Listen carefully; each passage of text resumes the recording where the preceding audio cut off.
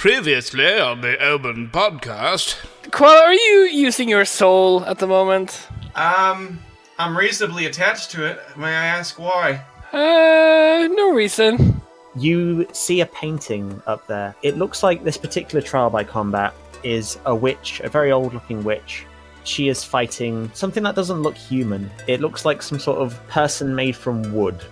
You see a painting, and the painting is of Annabelle.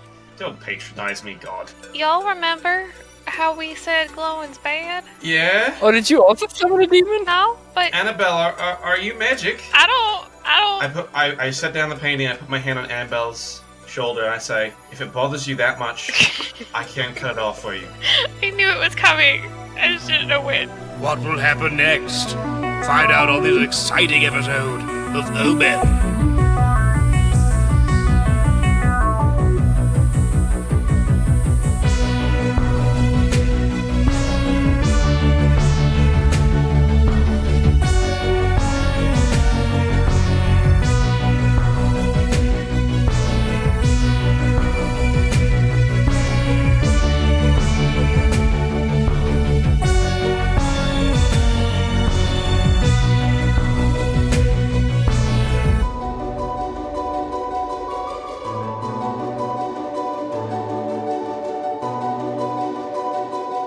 Okay, so we rejoin the three of you inside the museum after having sort of stared at a painting for a good 10 minutes and not really put two and two together.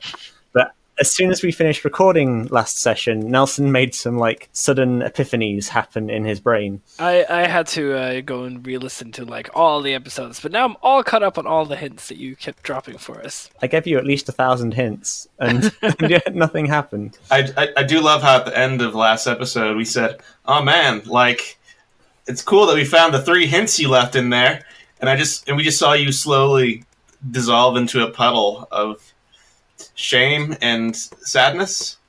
That was nice. Subtlety doesn't work on any of you. I remember you sort of I joined the chat afterwards with you, Nelson, and you immediately put 2 and 2 together and you yelled. What did you yell again? It might have been something equivalent to, oh my gosh, I'm an idiot and also I'm so sorry for everything. Because what have you done?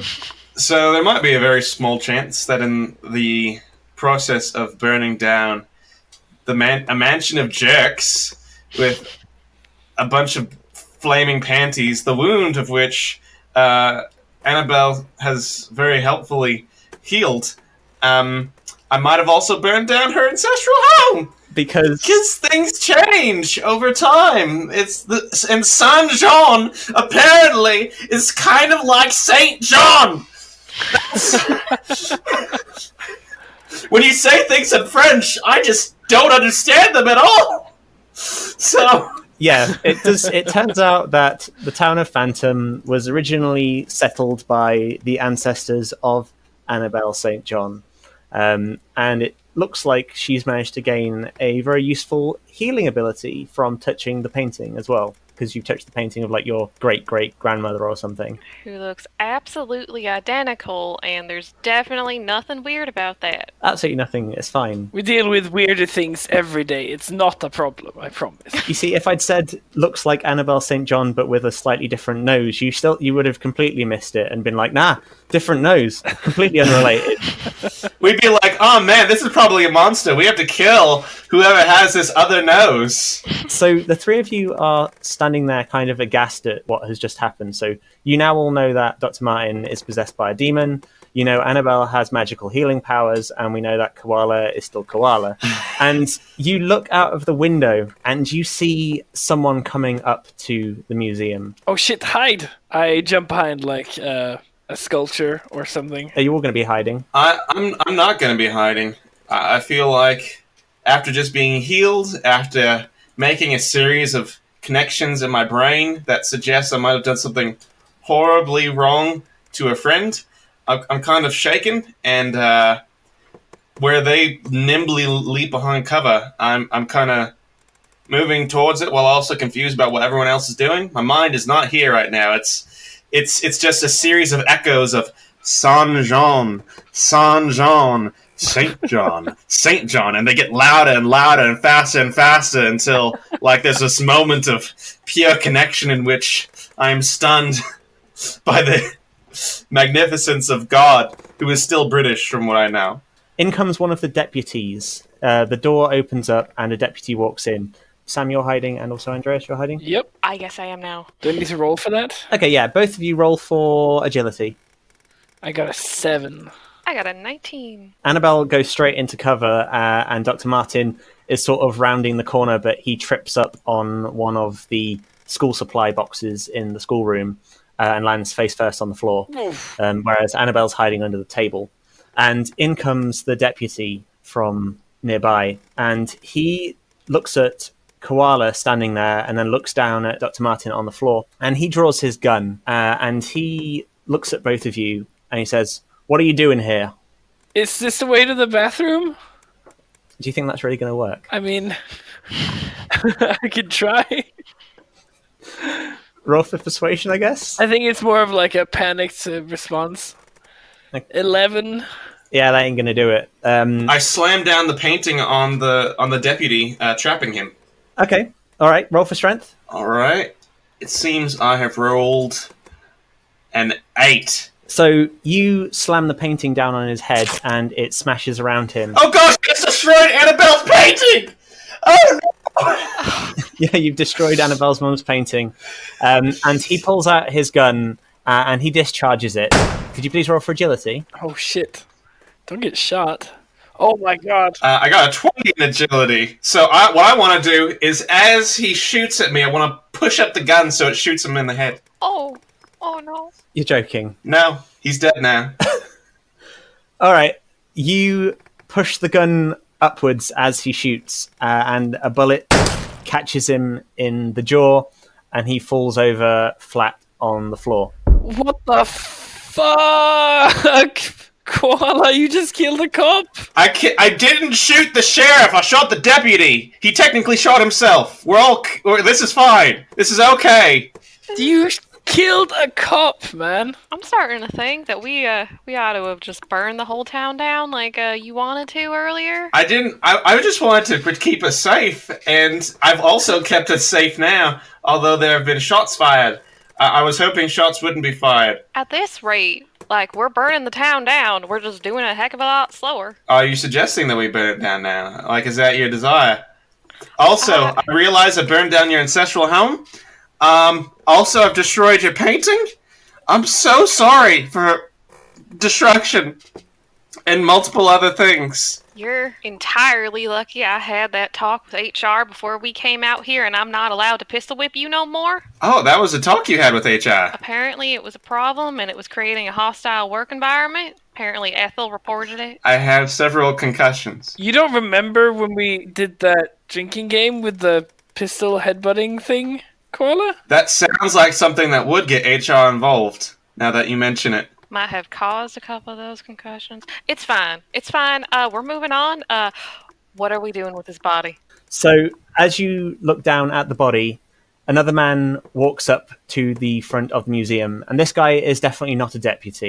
And I'm going to introduce our guest for today. Hello. It is Adal from Hello from the Magic Tavern. Hello, or greetings. Hi. Who are you playing today? Oh boy, I'm going to be playing Lucas Brimstone-Squelch. Oh man, I hate him already. Yeah, me too. So this is the nephew of Byron Brimstone, which I believe you all know to some degree. Yeah, he's the director of OMEN, I believe. Great. So Lucas Squelch is his nephew. He's 22, just out of college or university, very entitled. I'm going to consider him waifishly thin. He's going to have a purple blazer on with a tie, purple shorts with like knee-high black socks, and then like corrective shoes. So like one leg's a little bit longer than the other, so he has some corrective shoes going on. Yeah, just like a really my pitch to Sean was that basically he's all the sort of entitlement and obnoxiousness of Draco Malfoy and all the magical power of like Jubilee from the X-Men. So just worthless. That's awesome. The only reason he's still at OMEN is because of his uncle, I suppose. Don't you love nepotism? It's kept me alive. Lucas walks up to the front of the museum, having just been freshly teleported in to help you three out, and he greets you. Hey, what's up? You're not another cop, are you? No, I'm not a cop. Maybe you know my uncle, Byron Brimstone? Ring a bell? Wait, is this the backup we got? I'm sorry? I'm the front up.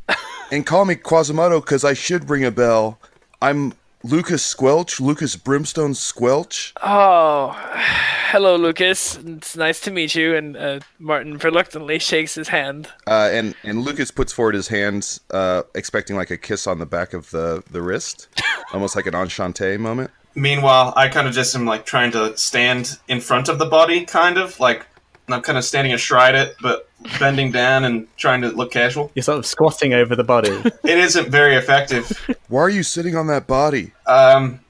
Well, sometimes when you get older and jaded with the state of the world, you have to do certain things to make yourself happy anymore. And Lucas takes out a notebook and a pen, and says, "What's your name?" Martin Bengtsson. Wow. Martin Bengtsson. Okay.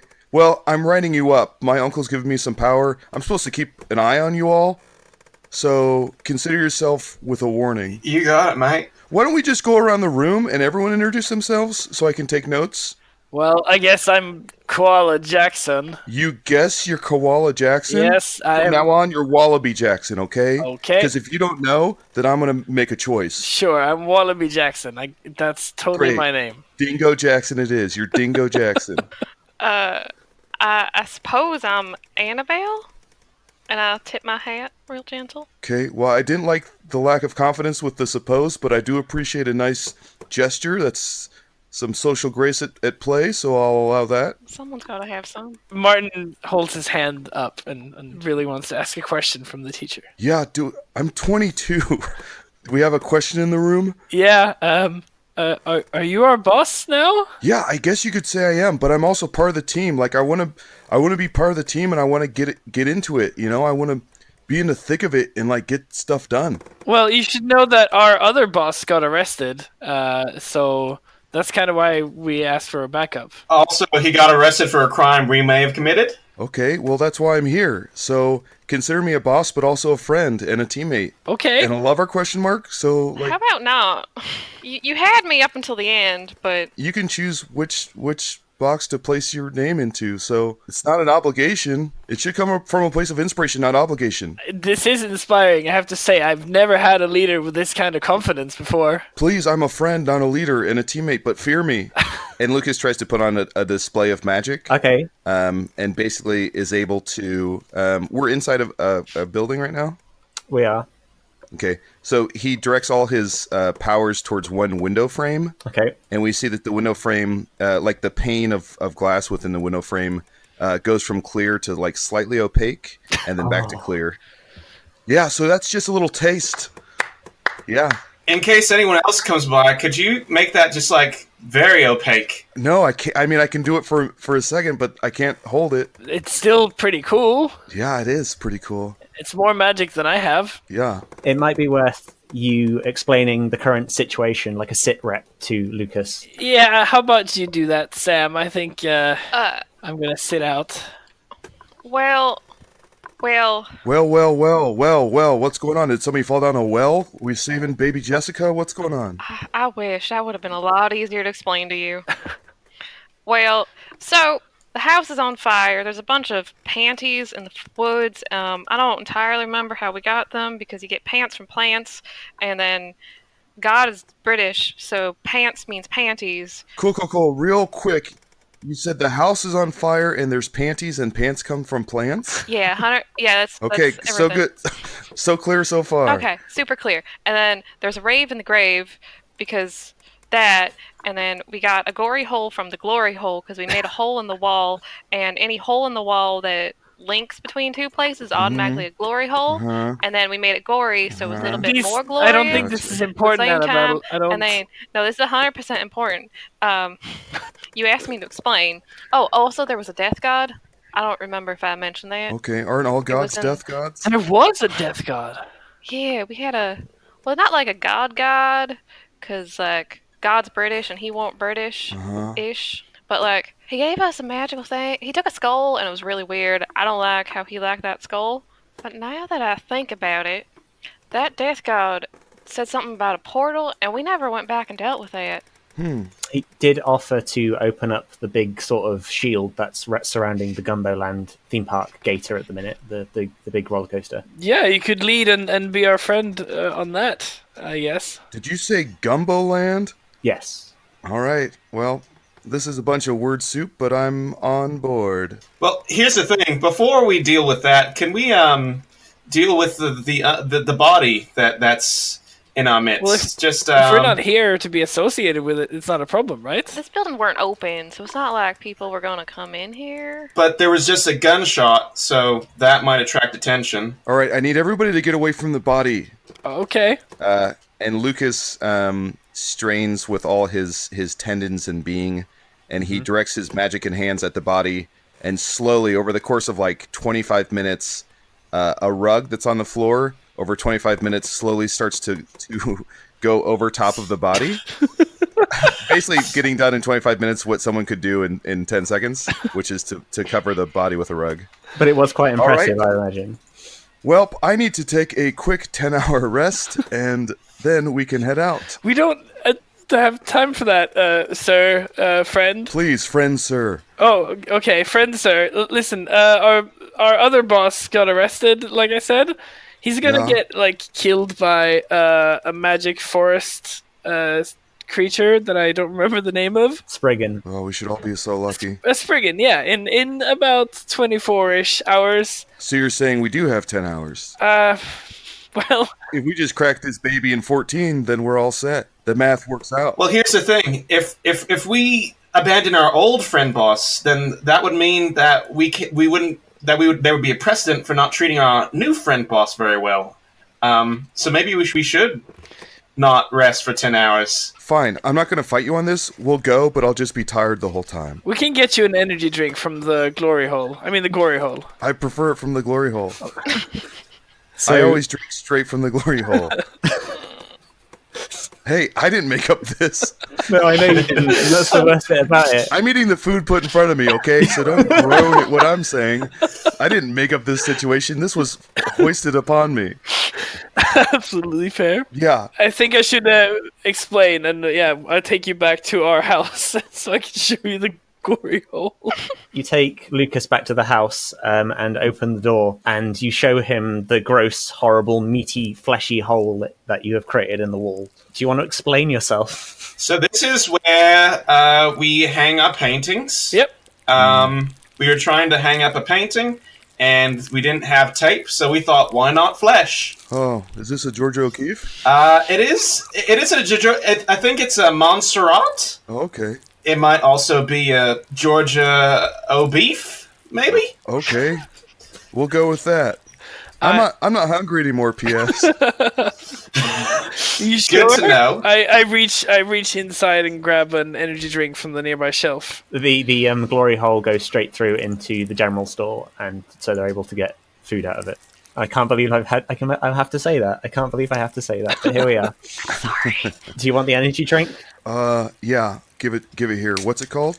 It's Blue Cat, I think. It's some weird nice. knockoff. They only have it in these tiny towns, you know. Oh yeah, I love Blue Cat. Real Blue Cat hipster. So you have about, I'd say about 20 hours until the dawn of the final day of Dr. Smedley's trial, where he will probably get burnt at the stake. So what do you want to do during this final day? The sun is starting to come up. I think we got a force field to take care of. Smedley can wait, right? We could just, like, make it rain so they can't set him on fire. Have we considered that? Okay, have you considered how to make it rain? How would we do that? Get a hose? It's not a special effect, though. We can't just walk up next to the fire and spray it with a hose, Annabelle. Come on. Although she does have a point here where if we can, for example... So what we know is we need time, right? We need time to do several things. First, we need to take down the shield, and now we need to prevent his imminent death. If we went into the sewers and just tampered a little bit with the water mains, the pressure would build up, and by the time it was time for us to do our thing, the hero thing, because we're all heroes, indisputably, as the gory hole has shown us. Of course. Then the fire hydrants will burst. There will be water everywhere, and we might get a little bit of flex time in which to work some real magic. No offense, Lucas. Oh, none taken. I suck. So, do you want to go down to the sewers? I mean, remember, like, there are those two tasks, but there's also the whole task of there being somewhere in this town a vampire queen and her hive of disgusting flesh-eating insects. What do you mean there's a vampire queen? What do you mean? What do you mean? There's a vampire queen? You know that's your main mission. There's a main mission? I thought we were just going to this town because we got swindled from cheap real estate. No. You're well aware There's of a main mission. You actually planned a main mission. I did plan a main mission. You were well aware of this main mission. I was not aware of this main mission. Wow. Can I just say I'm on board with whatever Emu Johnson wants to do? Here we go again. Why does everyone enable Koala? Why does everyone enable him?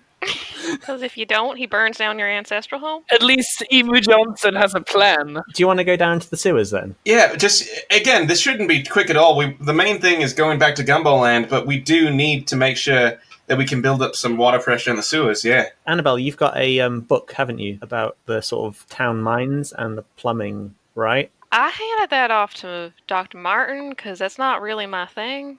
I'm more of the pew-pew one. Okay. I actually want to look in my Helsing compendium about vampire hives and seeing what kind of places they would put those. So Lucas is copying Dr. Martin Bengtsson, so he opens his compendium as well and is trying to just play along that he also knows what's going on. Okay, so you're searching for vampire hives, right?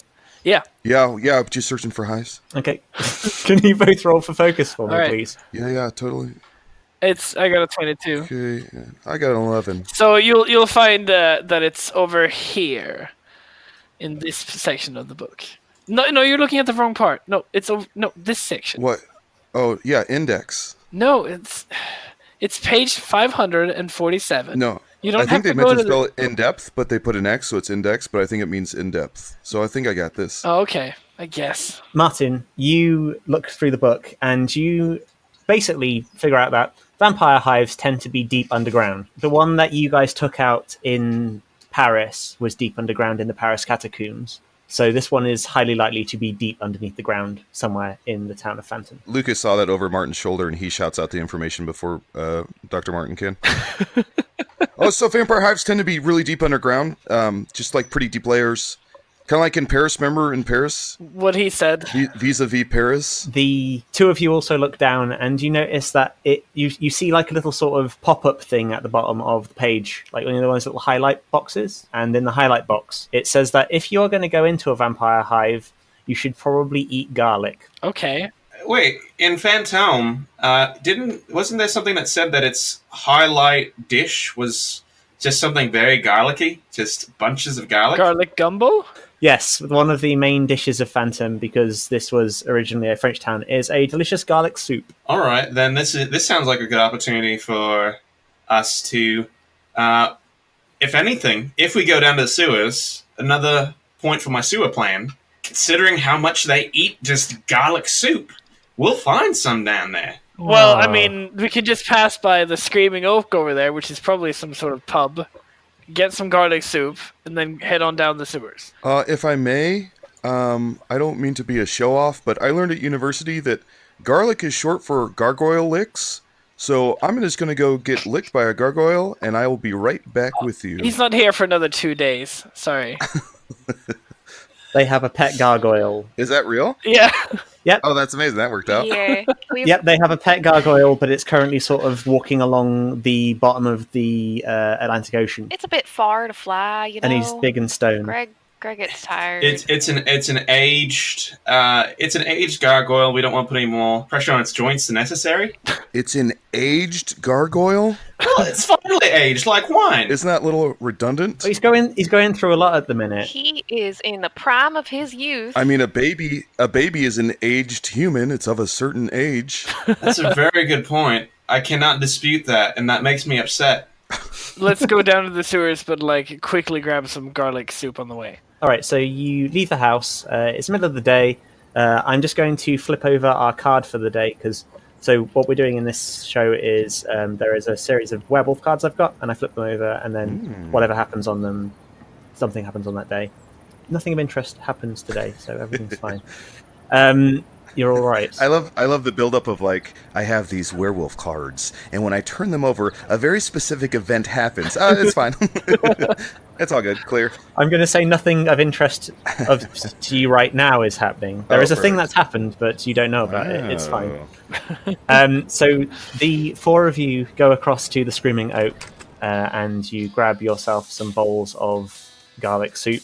Are you eating them there? Soup to go, please. Soup to go. Okay. Yeah. They say they don't do soup to go. Well, I want soup to go. Can we just get it in a to-go cup, and just drink it as we go? Annabelle speaks manager. Yeah, not to be a smartass, but did you know that the mouth is nature's to-go cup? That's a very good idea. So why don't we just put all the soup in our mouth and then we can swallow it at our leisure? All right. We're seeing the soup prepared. It's just there on the counter. So I just get a cheeky little bite out of the soup pot, and it's very hot, and it's in my mouth, and it's very hot. But I'm just gonna gulp it down real quick with some stored in my cheeks for later, and just sloshing, run out the door. I have to say, in all my days, I've never heard somebody say, "I take a bite of soup." It's a very, very thick soup. Oh God, there's so much garlic. It's in my eyes. It's like just chunks of raw garlic floating in it. I just pay them an extra tip and take the bowl with me anyway. Sure. Okay. I'll take a plastic baggie and a straw out of the prison purse and make my own to-go container. Oh, that's unpleasant. Okay. I've recently explained to him what a prison purse actually means. Yeah, that made it even worse. Wait, I think I know what it is, but I don't want to say. Because if I'm wrong, I come off as a pervert. No, it's literally a purse with the word prison on it in this situation. That is what it is in this universe. Okay, because my dad was in prison in a prison purse with his butthole. That's a prison pocket. Both genders have that. Depends on how you use it. Depends on what you put in it. Also depends on if it zips up or not. Oh, jeez. Oh. I don't know if you can zip it, but you can definitely Velcro it closed. Oh, I'm visibly cringing over here. There are a couple of sewer grates around in the town centre, but there's quite a lot of people here. Where do you want to go to try and get in? Because I imagine there's multiple ways of getting into the sewers. How do you want to do it? How do you want to do this thing? Just pick up the nearest manhole. What, with everyone watching? Just go into an alley. I'm sure they're everywhere. Right, so the four of you go down an alleyway nearby and you open up the manhole. Could you all please roll for observation? Yeah. Lucas has a 16. You got a 4. I got a great 4. Okay. And I have a 6. Okay, none of you notice anyone watching you. Yep, because there's no one watching us. That's what we know. No one is watching you. You're all safe. Everything's great. Have fun. You lift up the manhole cover and then you drop one by one down into the sewer. And we'll find out what happens to all of you in the next episode of OMEN. See you next time. Bye.